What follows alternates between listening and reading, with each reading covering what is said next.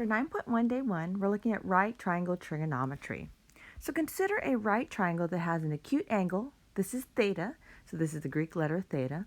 The three sides of the triangle are the hypotenuse, the side opposite of angle theta, and the side adjacent to theta. So here is theta. Opposite, again, is across from that angle, so this is the opposite side. Adjacent is the side touching that angle here, and it's this side here. It's the one that's not the hypotenuse. And the hypotenuse is always the longest piece of the triangle, right triangle.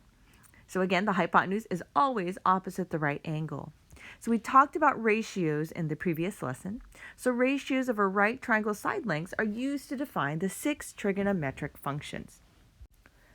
So the first one, the one that we've talked about before, is sine.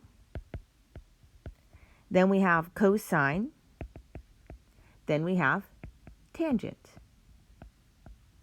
The three new ones that we're learning in this lesson here is there is cosecant, secant, and cotangent. Now let's look at the abbreviations of these. So the 6 functions are abbreviated. So let's look at sine first. For sine, we know that it's S-I-N. Cosine is C-O-S. And tangent is T-A-N. Now I'm going to skip cosecant for a minute. So secant, what do we think that's going to be? Well, this one, we know it's, well, we can guess that it's probably going to be S-E-C. And then for cotangent, we can guess that is C-O-T. Now looking at the last one that I skipped, cosecant, now I can't use the first 3 letters. So notice in all of these abbreviations, we're using the first 3 letters of the words. Now for cosecant, I cannot because notice it's C-O-S, which is the same as cosine. So this is shortened with C-S-C. So a couple things about these 6 trig functions or trig ratios is that looking at this, sine and cosecant are related. Cosine and secant are related. Tangent and cotangent are related. So one thing to notice is we have sine and cosine, and then cosine and secant. So S's are never together, and then the C's are never grouped together. Okay, it's always an S and a C or a C and an S, and so that will help you out. Let's define these 6 trig functions. Let theta be an acute angle of a right triangle. So these are the 6 trig functions. So go ahead and try writing sine of theta, cosine of theta, and tangent of theta from what we talked about yesterday. So what is sine of theta, cosine of theta, and tangent of theta? Try to write out those ratios. Sine, we know, is opposite over hypotenuse. Cosine is adjacent over hypotenuse. And then tangent is opposite over adjacent. So let's take a look at our new trig ratios. So cosecant of theta, now that is going to be hypotenuse over opposite. Secant of theta is going to be hypotenuse over adjacent. And the last one, cotangent of theta, that is going to be adjacent over opposite. So the first 3, the ones in purple, sine, cosine, and tangent, that hopefully is a little bit of a review from either the previous lesson or maybe your previous year of math. So we want to think of, to remind us of how do we memorize the definitions of the trig functions, we can think of so, ka, toa. Right? So sine, that's sine of theta is opposite over hypotenuse, cosine is adjacent over hypotenuse, and tangent is opposite over adjacent. Now, what do you notice about the first row and second row of the trigonometric functions? So what do you know about these ratios? What do you see? I'm hoping that you see that they are just reciprocals of each other. The second row is the reciprocal of the first row.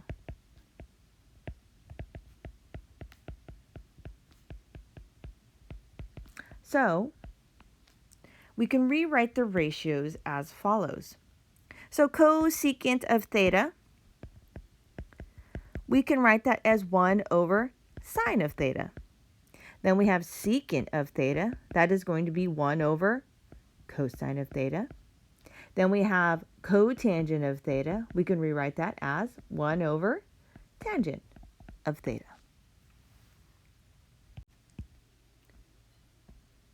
So now let's evaluate trig functions. Evaluate the 6 trigonometric functions of the angle theta.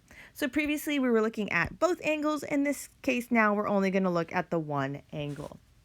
Now looking here, what information do you need before you can evaluate the 6 trig functions? I'm hoping that you see that we're missing the length of the hypotenuse. So we need to find the hypotenuse. And so we're going to use the Pythagorean Theorem. So this is a squared, a, b, and c. So let's solve for the hypotenuse. So this is 5 squared plus 12 squared equals c squared. So 25 plus 144 equals c squared. And so this is going to be 169 equals c squared. Take the square root. So we find that c is going to be equal to 13. Now let's label the triangle with opposite, adjacent, and a hypotenuse. I highly recommend that, especially if you're having difficulty in trying to find the pieces or identify the pieces. So opposite, so this is the angle. Opposite is this way. So I'm going to label this as opposite. And then that means this is the adjacent. And then over here, they already labeled the hypotenuse for us. Now let's look at the ratio. Sine of theta. We know that's opposite over hypotenuse.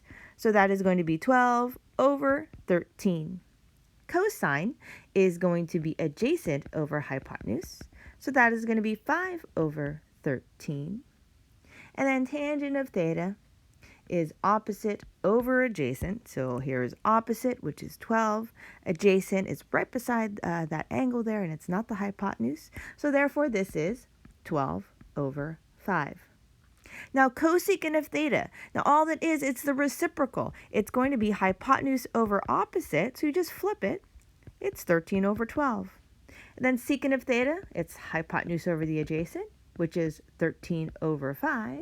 And cotangent is adjacent over opposite, so again, just flip it. It's 5 over 12. Let's look at this example here. In a right triangle, theta is an acute angle and sine of theta is 4 over 7. Evaluate the other 5 trigonometric functions of theta. So first of all, we can write sine of theta we know is 4 over 7. It gives us that answer. We could even identify cosecant of theta because that's the reciprocal. So that is 7 over 4, right? So those pieces we know. Now, sine of theta, they really did give us all the information we need. Sine represents opposite over hypotenuse. So therefore, this is the opposite side and the hypotenuse. So we can draw a right triangle with our given. Now, it doesn't matter how you draw your right triangle. It's up to you. So you just draw your right triangle. Make sure you notate where is your theta, where you want the angle to be. And then now you label the pieces that you know. So looking here, sine of theta is 4 over 7. 4 is opposite of your theta. So that is going to be opposite here. So that is 4. And then 7 is a hypotenuse, the longest side, which is opposite the right angle, 7. Now we need to find the missing side and then label the triangle. So go ahead and see if you could find the missing side using Pythagorean Theorem. It will not be a perfect number. It will be in a square root still. So if you tried this out, you would find that b is square root of 33. Now be careful of what you're labeling A, B, and C. So we have the hypotenuse this time, which is C. So you should have set it up as 4 squared plus B squared equals 7 squared. Then you have 16 plus B squared equals 49. Subtract 16, so you get B squared equals 33. So B is square root of 33. Now we want to find the values of the remaining trig functions. And remember to always rationalize the denominator as needed. So let's see, cosine of theta. So cosine of theta, that is going to be adjacent over hypotenuse. So adjacent, so here's theta. So opposite is here, adjacent is here, and hypotenuse is here. So adjacent, that is going to be square root of 33 over the hypotenuse of 7. Tangent, that's going to be opposite over adjacent. So that's going to be 4 over square root of 33. Now to rationalize the denominator, I have a square root in the denominator, I need to change it. So I'm going to multiply the top and bottom by square root of 33. And so this simplifies to 4 square root of 33.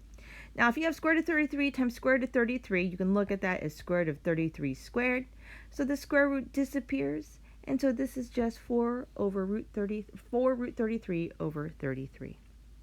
Now, if you do the reciprocal here, this is going to be 7 over root 33. Rationalize the denominator. You should have this instead.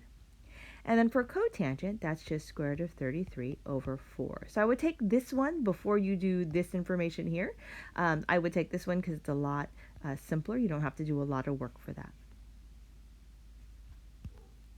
Now go ahead and try these out. Try these examples. All right. If you tried it out, here are the answers. So I put the missing sides on here for you, as well as the ratios. So remember, you need to rationalize the denominator. I don't want to see decimals in here. Square roots are more precise here. So I hope this helps you out.